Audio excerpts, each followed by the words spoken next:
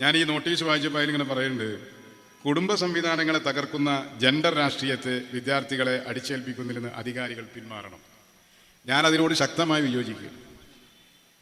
Gender രാഷ്ട്രീയം വിദ്യാർത്ഥികളിൽ നിന്ന് പോയപ്പോഴാണ് ക്യാമ്പസുകളിൽ, പ്രത്യേകിച്ച് ഹോസ്റ്റലുകളിൽ റാഗിംഗ് ഉണ്ടായത്, റാഗിംഗ് മരണങ്ങൾ ഉണ്ടായത്, മയക്കുമരുന്നുകളുടെ പിടിയിലേക്ക് ഇത് മാറിയത്. അതുകൊണ്ട് 18 വയസ്സ് കഴിഞ്ഞവൻ രാഷ്ട്രീയമായി ചിന്തിക്കണം.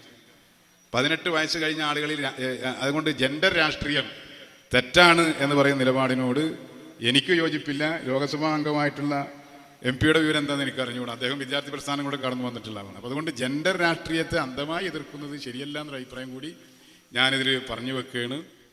അക്ബർ MLA-യുടെ സംസാരത്തിൽ അദ്ദേഹം ഈ സമ്മേളനത്തിൻ്റെ പ്രമേയത്തെ സംബന്ധിച്ച് ഒരു വിയോജിപ്പ് രേഖപ്പെടുത്തുകയുണ്ടായി. ഇതിൻ്റെ തലവാചകമല്ല, ഇത് വ്യത്യസ്തമായ പ്രമേയങ്ങൾ ഈ സമ്മേളനം അംഗീകരിച്ചത് ഇവിടെ അവതരിപ്പിച്ചിരുന്നു. അതിലൊരു വാചകമുണ്ട്, ജെൻഡർ പൊളിറ്റിക്സിൽ നിന്ന് അധികാരികൾ പിന്തിരിയണം എന്ന ഒരു വാചകം. അത് അദ്ദേഹം എടുത്തുദ്ധരിച്ചുകൊണ്ട് തന്നെ അദ്ദേഹം പറഞ്ഞത്, ഇതിനോട് എനിക്ക് വിയോജിപ്പുണ്ട് എന്നാണ്. എന്നിട്ട് പറഞ്ഞു, MP-ക്ക് അഥവാ TN പ്രതാപൻ MP വേദിയിലുണ്ടായിരുന്നു. അപ്പോൾ അദ്ദേഹത്തിന് നിലപാടെന്താണെന്ന് എനിക്കറിയില്ല എന്നും കൂട്ടിച്ചേർത്തു. അപ്പോൾ ആ സംസാരം കഴിഞ്ഞതിന് ശേഷം ഞാൻ അദ്ദേഹവുമായി വേദിയിൽ വെച്ചുകൊണ്ട് തന്നെ സംസാരിക്കുകയുണ്ടായി. അപ്പോൾ അതിൽ നിന്ന് എനിക്ക് മനസ്സിലായ ഒരു കാര്യം, ഈ ജെൻഡർ പൊളിറ്റിക്സ് എന്ന് എഴുതിയത് അദ്ദേഹം തെറ്റിദ്ധരിച്ചു പോയിട്ടുണ്ട്. അത് അരാഷ്ട്രീയവാദത്തെ സംബന്ധിച്ചാണ് ഈ പ്രമേയത്തിൽ പറഞ്ഞത് എന്നാണ് അദ്ദേഹം മനസ്സിലാക്കിയത് എന്നാണ് അദ്ദേഹത്തിൻ്റെ സംസാരത്തിൽ നിന്ന് എനിക്ക് തോന്നിയത്. ഒരിക്കലും ആ പ്രമേയത്തിൽ അരാഷ്ട്രീയവാദം അല്ല ജെൻഡർ പൊളിറ്റിക്സ് കൊണ്ട് നമ്മൾ ഉദ്ദേശിച്ചിട്ടുള്ളത്. മറിച്ച് യൂറോപ്യൻ നാടുകളിൽ ഏതാനും വർഷങ്ങളായി ഉയർന്നു വന്ന ഒരു മൂവ്മെൻ്റാണത്. ഹെറ്ററോനോർമേറ്റിവിറ്റി എന്ന് പറയുന്ന പുരുഷൻ സ്ത്രീയെ കല്യാണം കഴിച്ച് സാധാരണ നമ്മുടെ ജീവിതത്തിൽ ഉണ്ടാകുന്നത് പോലെയുള്ള കുടുംബജീവിതമായി മക്കളുണ്ടായി അങ്ങനെ കുടുംബം നയിച്ച് മുന്നോട്ട് പോകുന്ന ഒരു സോഷ്യൽ സംവിധാനം, അതാണ് ഹെറ്ററോനോർമേറ്റിവിറ്റി എന്ന് പറയുന്നത്. അതാണ് ഇപ്പോൾ ലോകത്ത് നിലനിൽക്കുന്നത്, വിശിഷ്യ കേരളത്തിൽ നിലനിൽക്കുന്നത്. എന്നാൽ ആഗോളാടിസ്ഥാനത്തിൽ യൂറോപ്യൻ നാടുകളിൽ ആ സംവിധാനത്തിൽ നിന്ന് മാറി ഇനി വിവാഹം ആണും തമ്മിലും പെണ്ണും തമ്മിലും ആയാലും കുഴപ്പമില്ല, അതും മറ്റു വിവാഹങ്ങളെപ്പോലെ തന്നെയാണ് എന്ന ഒരു സാമാന്യവൽക്കരണത്തിലേക്ക് അഥവാ ഹോമോസെക്ഷുവാലിറ്റിയിലേക്ക് LGBTQIA++ എന്ന് പറയുന്ന ഒരു ആക്ടിവിസത്തിൻ്റെ ഭാഗമായിക്കൊണ്ട് കടന്നു വരുന്നുണ്ട്. അത് ശാസ്ത്രീയ പഠനത്തിൻ്റെ ഭാഗമായിക്കൊണ്ടല്ല, മറിച്ച് വോട്ടിങ്ങിൻ്റെ അടിസ്ഥാനത്തിലാണ്. അതിനാണ് പൊളിറ്റിക്സ് എന്ന് പറയാം.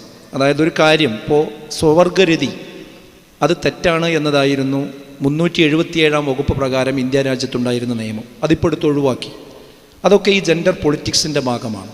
അത് യൂറോപ്യൻ നാടുകളിൽ ഈ സ്വവർഗരതി ഒരു മെൻ്റൽ ഡിസോർഡറാണ് എന്നതിൽ നിന്ന് മാറ്റി അത് സാധാരണ ഒരവസ്ഥയാണ് എന്ന സാഹചര്യത്തിലേക്ക് എഴുതപ്പെട്ടിട്ടുണ്ട്. അത് മെഡിക്കൽ രംഗത്തുള്ള ഡോക്ടർമാരുടെ കണ്ടെത്തലുകളല്ല അതിന് പിൻബലമായി വർത്തിച്ചിട്ടുള്ളത്. മറിച്ച് ആ ബോർഡിൽ തങ്ങൾക്ക് പറ്റുന്ന കുറേ ആളുകളെ തിരികെ കയറ്റി അവർ വോട്ട് ചെയ്ത് ഭൂരിപക്ഷം നോക്കിക്കൊണ്ടാണ് അങ്ങനെയുള്ളൊരു തീരുമാനമെടുത്തത്. അങ്ങനെയാണ് സ്വവർഗരതി എന്ന് പറയുന്നത് പ്രകൃതിപരമാണ് എന്നൊരു സാമാന്യവൽക്കരണത്തിലേക്കൊക്കെ ലോകത്തെത്തിയിട്ടുള്ളത്. ഇങ്ങനെ പൊളിറ്റിക്കലായി ഈ ജെൻഡർ സംവിധാനങ്ങളെ കൊണ്ടുവരുന്ന ഈ ഒരു മൂവ്മെൻറ്റിനെയാണ് ജെൻഡർ പൊളിറ്റിക്സ് എന്നതുകൊണ്ട് അർത്ഥമാക്കുന്നത്. അത് നമ്മുടെ കേരളത്തിലേക്കും നമ്മുടെ ബഹുമാനിയായ നമുക്കറിയാം ഉന്നത വിദ്യാഭ്യാസ വകുപ്പ് മന്ത്രി R. ബിന്ദുവിൻ്റെ ഒരു ട്വീറ്റ് 2 വർഷങ്ങൾക്ക് മുമ്പ് കേരളത്തിൽ വന്നിട്ടുണ്ട്. നമ്മളത് വായിച്ചിട്ടുണ്ട്. അതിലുണ്ടായിരുന്നത് ഈ ഹെറ്ററോനോർമേറ്റിവിറ്റി എന്ന് പറയുന്ന ഈ സംവിധാനം അതൊരു ഭാരമാകുന്നുവെന്നാണ്. ആ ഭാരമുള്ള സംവിധാനത്തിന് എതിരെയാണ് ഞങ്ങളുടെ പ്രവർത്തനം എന്ന് അവർ പരസ്യമായി പറഞ്ഞു. ഇതുവരെ അവരത് തിരുത്തിയിട്ടുമില്ല. ഒരുപാട് കേന്ദ്രങ്ങളിൽ അതിനെതിരിൽ പ്രഭാഷണങ്ങൾ നടത്തിയതാണ്. മാത്രവുമല്ല, നമ്മളെ പാഠ്യപദ്ധതിയിൽ ജെൻഡർ സാമൂഹ്യ നിർമ്മിതിയാകുന്നു എന്ന വാചകം ഇപ്പോഴും അതിൻ്റെ ചട്ടക്കൂടിൽ നിലനിൽക്കുന്നുണ്ട്. അതിൻ്റെ അടിസ്ഥാനത്തിലാണ് ഇപ്പോൾ പുറത്തിറങ്ങാൻ പോകുന്ന പുസ്തകങ്ങളൊക്കെ വരുന്നത്. അപ്പോൾ ഇതാണ് ജെൻഡർ പൊളിറ്റിക്സ് എന്നതുകൊണ്ട് ഉദ്ദേശിക്കുന്നത്. അതൊരു പക്ഷേ അദ്ദേഹം ആ ഭാഗത്തേക്ക് ശ്രദ്ധ പോയിട്ടുണ്ടാവില്ല എന്നാണ് ഞാൻ മനസ്സിലാക്കുന്നത്. അതുകൊണ്ട് തന്നെ അത് അധികാരികൾ അതിൽ നിന്ന് പിന്തിരിയണമെന്ന വിസ്ഡം ഇസ്ലാമിക് ഓർഗനൈസേഷൻ്റെ സുചിന്തിതമായ ആ പ്രമേയം വീണ്ടും ഞാൻ ഓർമ്മപ്പെടുത്തുകയാണ്. അദ്ദേഹത്തോട് ആ വിഷയം സംസാരിച്ചിട്ടുണ്ട്.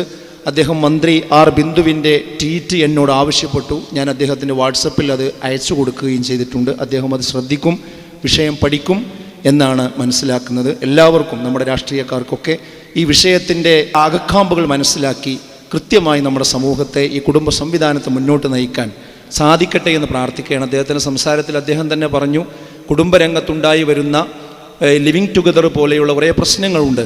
അതിന് ഓരോരുത്തരും, വ്യക്തികളും സമൂഹങ്ങളും സംഘടനകളും അധികാരികളും എല്ലാവരും ഒരു ആത്മപരിശോധനയ്ക്ക് വിധേയമാകണമെന്ന് അദ്ദേഹത്തിൻ്റെ പ്രസംഗത്തിൽ സൂചിപ്പിക്കുകയുണ്ടായി. അതുതന്നെയാണ് നമുക്ക് പറയാനുള്ളത്. നമ്മുടെ സർക്കാർ സംവിധാനങ്ങളും ഈ ജെൻഡർ വിഷയത്തിൽ ഒരു ആത്മവിചിന്തനത്തിന് വിധേയരാവുകയും എന്നിട്ട് ശരിയായ രീതിയിലേക്ക് ഈ ഹെറ്ററോനോർമേറ്റിവിറ്റിയെ നിലനിർത്തുന്ന, കുടുംബ സംവിധാനം നിലനിർത്തുന്ന കാഴ്ചപ്പാട് കുട്ടികൾക്കിടയിൽ കൊണ്ടുവരണമെന്ന് സാന്ദർഭികമായി ഞാനിവിടെ ചേർത്ത് വെക്കാൻ ആഗ്രഹിക്കുകയാണ്.